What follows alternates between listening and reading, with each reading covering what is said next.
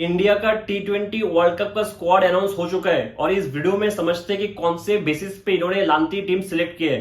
मुझे बिल्कुल भी समझ में नहीं आया कि सिलेक्शन क्राइटेरिया क्या था। ठीक है, इसलिए मैं कहता हूं कि ये टीम कभी जीतना डिजर्व ही नहीं करता है। रिंकू सिंह और बाकी जो बैकअप प्लेयर्स है उन पे बाद में आते हैं, पहले एक बार स्क्वाड देख लेते हैं। ठीक है, रोहित शर्मा जो कैप्टन है, जायसवाल, विराट कोहली, सूर्या कुमार, शिवम दुबे, ऋषभ पंत विकेट कीपर है, Sanju Samson backup wicket keeper है, हार्दिक पांड्या वाइस कैप्टन, जाडेजा, अक्षर पटेल ऑलराउंडर्स, फिर दो स्पिनर्स कुलदीप और चाहल, और फिर हमारे पेसर्स है अर्शदीप सिंह, सिराज और बुमराह। मैं इतना डिसअपॉइंटेड हूं इस टीम को देख के। पहले मुझे कोई ये समझा दो कि इनका सिलेक्शन आईपीएल के परफॉर्मेंस के बेसिस पे हुआ है या फिर इंटरनेशनल परफॉर्मेंस के बेसिस पे। क्योंकि जब आप सिलेक्ट करते हो 15 प्लेयर्स को, ऐसा नहीं हो सकता कि सबके लिए अलग अलग रूल है। ठीक है, एक सेम पैरामीटर होना चाहिए, एक सेम स्टैंडर्ड प्रोसेस होना चाहिए। सब प्लेयर्स के लिए अलग पैरामीटर नहीं हो सकता है। अगर आप वर्ल्ड कप की टीम सिलेक्ट कर रहे हो या फिर आप सबको आईपीएल के बेसिस पे सिलेक्ट करो या फिर सबको इंटरनेशनल परफॉर्मेंस के बेसिस पे, सबके लिए पैरामीटर सेम होना चाहिए। सबके लिए अलग अलग रूल नहीं हो सकता है, बिल्कुल भी नहीं हो सकता है। ठीक है, अभी एक एक प्लेयर्स के बारे में बात करते हैं और देखते हैं कि इनका सिलेक्शन कैसे हुआ है। पहले रोहित शर्मा इंडिया के लिए लास्ट 2022 T20 वर्ल्ड कप में खेला था और उसके बाद एक साल वो T20 टीम में नहीं था। 2024 में जो अफगानिस्तान के साथ 3 मैच का सीरीज था T20, उसमें वो वापस आ गए थे, पता नहीं कहां से। तो रोहित शर्मा को अगर इंटरनेशनल परफॉर्मेंस के बेसिस पे सिलेक्ट करना हो तो उन्होंने 3 मैच खेला है लास्ट 2 साल में, जिसमें से 2 मैच में डक था और 1 मैच में सेंचुरी। ठीक है, और इस आईपीएल में भी बस 1 सेंचुरी आया लूजिंग कॉज में, बाकी एक भी मैचेस में 50+ रन भी नहीं आया है। एवरेज परफॉर्मेंस है, और क्योंकि 3 मैच ही खेला इंटरनेशनल में तो उधर भी एवरेज परफॉर्मेंस है, जिसमें 1 में सेंचुरी आया है। नंबर 2 है जायसवाल ने इंडिया के लिए लास्ट 1 साल में शानदार बैटिंग किया है, बहुत अच्छा परफॉर्मेंस है और आईपीएल में भी 1 शतक लगा चुके हैं। तो दोनों जगह वो बॉक्स टिक करते हैं, तो जायसवाल का सिलेक्शन भी जस्टिफाइड है। नंबर 3 पे है विराट कोहली भी रोहित शर्मा की तरह 2022 T20 वर्ल्ड कप के बाद एक भी T20 मैचेस नहीं खेला था, फिर वापस अफगानिस्तान सीरीज पे आए हैं और 2 मैचेस खेला है, जितने उन्होंने 2 मैचेस पे कुछ भी नहीं किया है, बिल्कुल कुछ भी नहीं किया है। तो अगर आपको इंटरनेशनल परफॉर्मेंस के बेसिस पे विराट कोहली को सिलेक्ट करना हो तो 2 साल में 2 ही मैच खेला, 1.5 साल में 2 ही मैच खेला जिसमें उनका परफॉर्मेंस नहीं है। तो मतलब विराट कोहली का सिलेक्शन इस वर्ल्ड कप टीम में कंप्लीटली आईपीएल के बेसिस पे हुआ है, कंप्लीटली आईपीएल के बेसिस पे।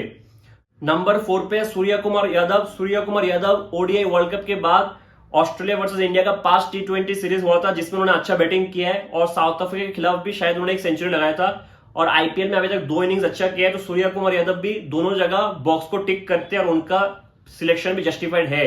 अब है ऋषभ पंत, जो हमारा विकेट कीपर है। ऋषभ पंत इंडिया के लिए 66 T20 मैचेस खेल चुका है और उनका स्ट्राइक रेट सिर्फ 126 का है। मतलब ऑलमोस्ट 70 मैचेस खेल चुका है इंडिया के लिए T20 और स्ट्राइक रेट सिर्फ 126 का है। तो मतलब ऋषभ पंत का अगर सिलेक्शन इंटरनेशनल परफॉर्मेंस के बेसिस पे होता तो वो सिलेक्ट नहीं होते।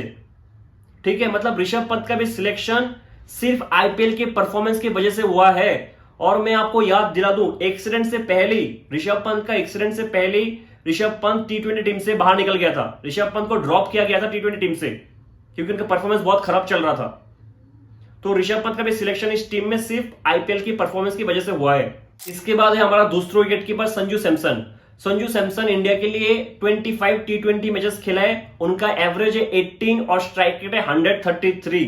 लेकिन इस साल आईपीएल में इन्होंने बेहतरीन परफॉर्मेंस किया है। मतलब संजू का सिलेक्शन भी कंप्लीटली आईपीएल के परफॉर्मेंस के बेसिस पे हुआ है। फिर से मतलब हमें 3 प्लेयर्स मिल गया जिनका सिलेक्शन सिर्फ आईपीएल के बेसिस पे हुआ है, विराट कोहली, संजू सैमसन, ऋषभ पंत। क्योंकि इंटरनेशनल में उनका कुछ है ही नहीं हाल फिलहाल में। वो कोई 10 साल पहले वाला लिख देगा कमेंट सेक्शन में, मुझे पता है। अगर रिसेंट परफॉर्मेंस देखे इंटरनेशनल पे, इन तीनों का कुछ परफॉर्मेंस नहीं है। मतलब इन तीनों का सिलेक्शन कंप्लीटली आईपीएल के बेसिस पे हुआ है। फिर वही बात कि किसी प्लेयर को इंटरनेशनल के बेसिस पे सिलेक्ट करो, किसी को आईपीएल के बेसिस पे, सबके लिए पैरामीटर सेम नहीं है। संजू की बात आता है हार्दिक पांड्या। अब हार्दिक पांड्या के बारे में मैं क्या बोलूं, ना आईपीएल में परफॉर्मेंस है ना इंटरनेशनल पे। Hardik Pandya is one of my favourite player, लेकिन रूल सबके लिए सेम होना चाहिए, सबके लिए रूल सेम होना चाहिए। अब मैं आपको एक स्टेट्स बोल देता हूं। हार्दिक पांड्या इंडिया के लिए लास्ट 10 T20 में कितना रन बनाया आप देख लो। 14, 0, 20, 24, 19, 30, 15, 21, 4, 12। और इस आईपीएल में तो कुछ परफॉर्मेंस ही नहीं है। तो हार्दिक पांड्या का सिलेक्शन कौन से परफॉर्मेंस की बेसिस पे हुआ है? कौन से परफॉर्मेंस की बेसिस पे? ना आईपीएल में परफॉर्मेंस है ना इंटरनेशनल पे। ये तो अनफेयर हो गया ना, बिल्कुल ही अनफेयर है। चलो मैं मानता हूं कि हार्दिक पांड्या का प्लेइंग 11 में आने से टीम का बैलेंस बन जाता है, क्योंकि हम एक एक्स्ट्रा बैट्समैन खिला सकते हैं, क्योंकि हार्दिक पांड्या हमें 4 ओवर करके दे सकता है। लेकिन अगर उनका परफॉर्मेंस नहीं है कहीं भी, तो उनका सिलेक्शन अनफेयर है बाकी लोगों के लिए। क्योंकि जब सीनियर्स ने 1 साल T20 से ब्रेक लिया है, बहुत सारे यंगस्टर ने अच्छा परफॉर्म किया है। ये लोग भूतिया तो नहीं है कि अच्छा परफॉर्म करके घर में बैठे रहे और वर्ल्ड कप आप खेल लो, ठीक है। और रिंकू सिंह का जगह नहीं बन रहा है इस आईपीएल में। रिंकू सिंह का जगह नहीं बन रहा है इस आईपीएल में। रिंकू सिंह इंडिया के लिए 15 T20 मैचेस खेला है, 15, जिसमें इनका एवरेज है 89 और स्ट्राइक रेट है 176।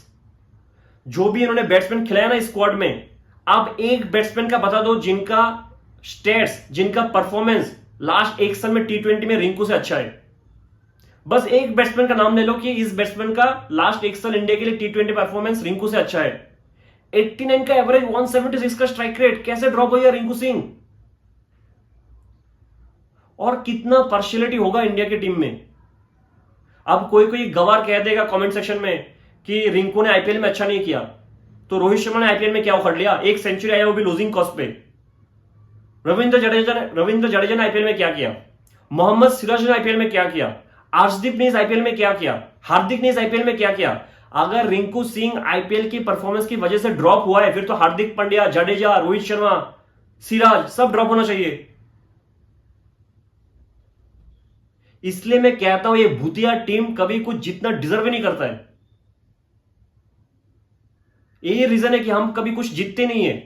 एक रीजन है क्यों हर बार वर्ल्ड कप के बाद टोपी डाल के मुंह के सामने रो के वापस आता है। रीजन है 2019 वर्ल्ड कप में राइडो को ड्रॉप कर देना, 2021 T20 वर्ल्ड कप में विराट कोहली ने बताया कि राहुल चाहर हवा में तेज फेंकता है, तो हम चाहल को ड्रॉप करके राहुल चाहर को लेके जाएंगे। 2022 T20 वर्ल्ड कप में चाहल को ड्रॉप किया, बेंच करवाया और अश्विन को प्लेइंग 11 में खिला रहे थे। 2023 वर्ल्ड कप में सेम, चाहल को ड्रॉप कर दिया, अश्विन को लेके आ गया। अश्विन हमेशा हर एक वर्ल्ड कप से पहला आया था टीम में, और इस बार रिंकू को ड्रॉप कर दिया। जो खिलाड़ी लास्ट 1 साल में जिस खिलाड़ी का परफॉर्मेंस सबसे बेस्ट है इंडिया से, उसको ड्रॉप कर दिया। और कितना पार्शियलिटी होगा और कब तक होगा?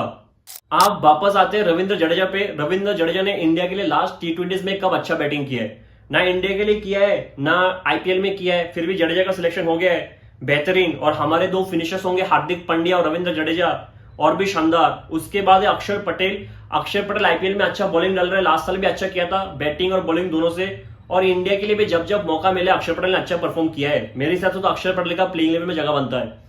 उधर बुमराह और कुलदीप यादव, इन दोनों पे तो सवाल उठना ही नहीं चाहिए। और चाहल भी डिजर्व करता है, वो इंडिया के लिए हाईएस्ट विकेट टेकर है T20 में, वो डिजर्व करता है, और आईपीएल में भी परफॉर्मेंस बहुत अच्छा है। उसके बाद हमारे 2 पेसर अर्शदीप सिंह और सिराज। अर्शदीप इस साल आईपीएल में 9 मैच पे 12 विकेट, 9.64 का इकोनॉमी, और मोहम्मद सिराज 9 मैच पे सिर्फ 6 विकेट, 9.5 का इकोनॉमी। सोचो ये दोनों खेलेंगे हमारे वर्ल्ड कप टीम में, बेहतरीन, शानदार। अब बैकअप प्लेयर में एक चीज बहुत सरप्राइजिंग है, सिलेक्टर्स को लगा, क्योंकि हमारे 2 ओपनर्स, 3 ओपनर्स काउंट कर लो, रोहित शर्मा, विराट कोहली और जायसवाल। अगर मान लो इन तीनों में से कोई भी 2 ओपनिंग करेगा, उसके बाद अगर कोई इंजर्ड हो गया, तो हमारा बैकअप ओपनर है शुभमन गिल। तो सिलेक्टर्स को लगता है कि उनके बाद सबसे बेस्ट बैट्समैन है ओपनिंग पोजीशन पे शुभमन गिल। एक बार शुभमन गिल का रिकॉर्ड देख लो इंडिया के लिए लास्ट 8 T20s में, इंडिया के लिए, ठीक है, लास्ट 8 T20s में शुभमन गिल का परफॉर्मेंस देख लो। 23, 12, 0, 9, 77, 6, 7, 3। लास्ट 8 मैच पे इंडिया के लिए सिर्फ 137 रन बनाए शुभमन गिल ने। और इस साल आईपीएल में 9 मैच पे 320 रन, 35 का एवरेज, 141 का स्ट्राइक रेट। एक बार ऋतुराज गायकवाड़ का स्टेट्स देख लो इंडिया के लिए लास्ट 8 T20s में, इंडिया के लिए, ठीक है, 10, 32, 123, 58, 0, 40, 25, 58, यानी 346 रन। और शुभमन गिल का है 137 रन। और इस आईपीएल में ऋतुराज गायकवाड़ ने 9 मैच पे 447 रन बनाए हैं, 64 का एवरेज, 149 का स्ट्राइक रेट। मतलब इंटरनेशनल और आईपीएल दोनों में ऋतुराज गायकवाड़ शुभमन गिल से बहुत ज्यादा आगे है। कैसे जस्टिफाई करोगे ये सब? और कितना पार्शियलिटी होगा? किस किस को लगता है कि एक टीम वर्ल्ड कप जीत सकता है? हमारे टॉप ऑर्डर्स को स्ट्राइक रेट का प्रॉब्लम है। हमारे मिडिल ऑर्डर पे सूर्य कुमार यादव, जो नॉकआउट मैचेस में अच्छा परफॉर्म नहीं करता है, और हमारे फिनिशर है जडेजा और हार्दिक पांड्या। बस एक शिवम दुबे और हमारे स्पिनर्स भरोसा देता है कि हाँ कुछ हो सकता है। उसके बाद पेसर्स में आपको पता ही है, बुमराह को छोड़ के सिराज और अर्शदीप, जो शायद 8 ओवर में कभी कभी 100 रन भी दे सकता है। कुल मिला के मुझे लगता है बहुत ही एवरेज टीम है, और 85% चांस यही है कि इंडिया वर्ल्ड कप नहीं जीतेगा, और मुझे तो लगता है कि 70% सेमीफाइनल तक भी नहीं जाएगा। ठीक है, अगर जीत गया तो तुक्के से जीत सकता है, but overall it's a very poor team, very poor team.